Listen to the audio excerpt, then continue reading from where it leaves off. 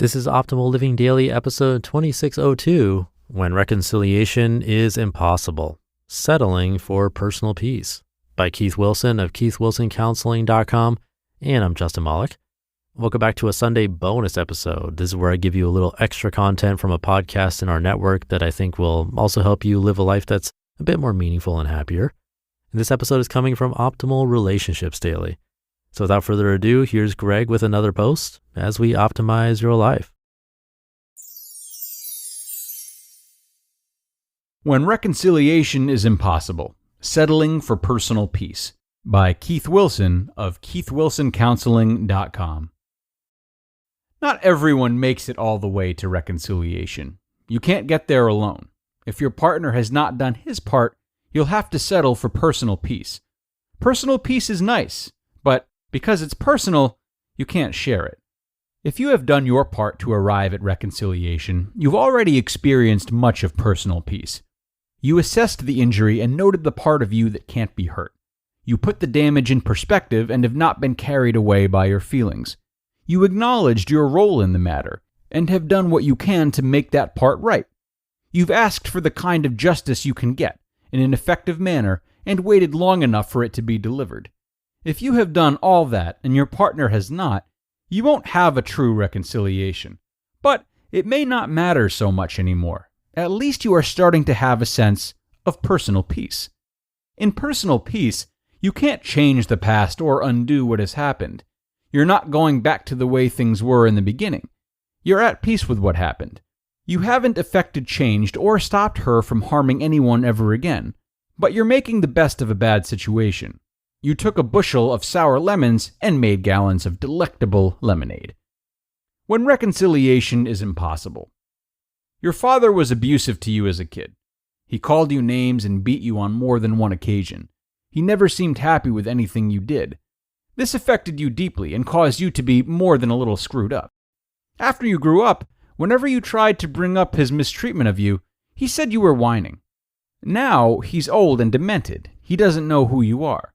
You can go to therapy, nurture your inner child, and do your darn best to not repeat his performance on your own children, but reconciliation ain't happening. He's incapable of reconciliation. You could forgive him for what he's done, act like the loyal child, and visit him in his nursing home every other day, but it's not reconciliation unless he does his part.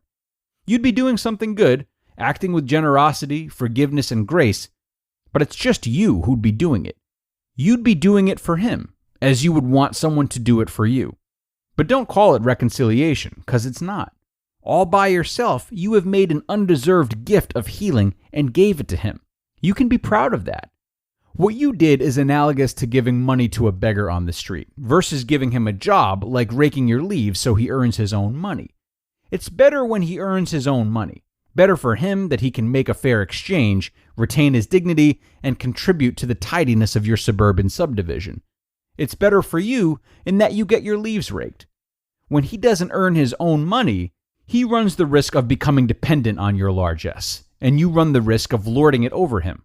However, not every beggar can earn his own money, and not every offender can do what needs to be done for reconciliation. Some beggars can't hold a rake, or you may not have leaves, or you don't want to let them in your car and give him a ride to your subdivision where he can rake. Some beggars have nothing they can do that you'd want. In the same way, not every offender is capable of reconciliation, and I think that an elderly father with Alzheimer's might be one of those. The best you can do is to give him the forgiveness he cannot earn. You can feel good for doing so. In this case, granting forgiveness is worth more to you than it is to him anyway. It's not like he can beat you anymore. You're not going to have him babysit your kids or expect him at your dance recital and not point out every mistake you made.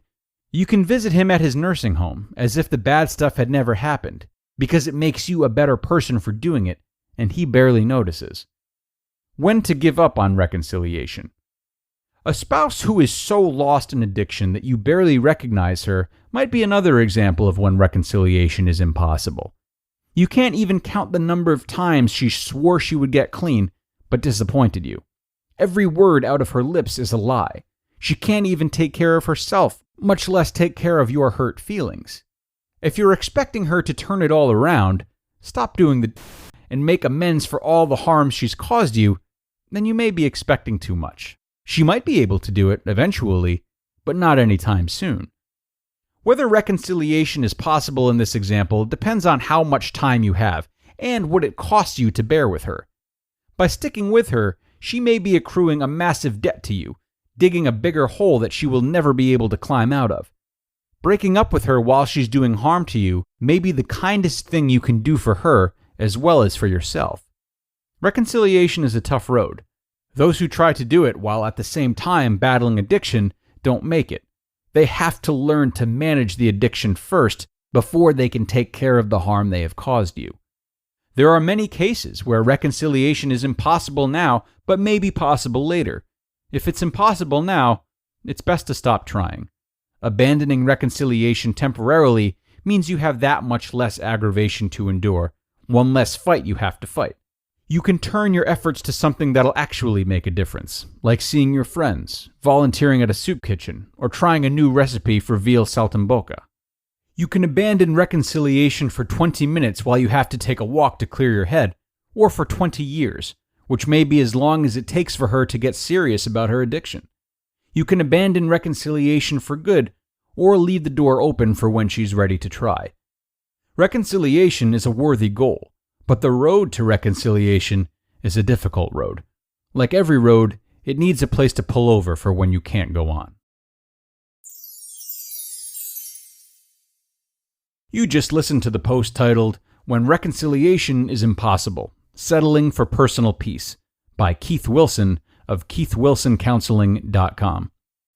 All right, folks, another terrific article reminding us that no, we can't change people. We can try our best to act right towards them and set an example that we can hope will inspire change. But if they aren't compliant, we'll eventually come to a point where we have to stop making them the focal points of our change and instead change for ourselves so we can find personal peace that Keith mentions. We all have different levels of attachment to different people, so this can be a very difficult process, of course.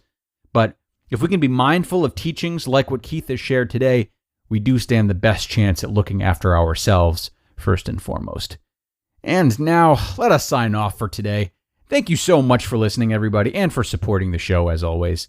I hope you have a wonderful rest of the day, and I will see you with a new post tomorrow, where your optimal life awaits.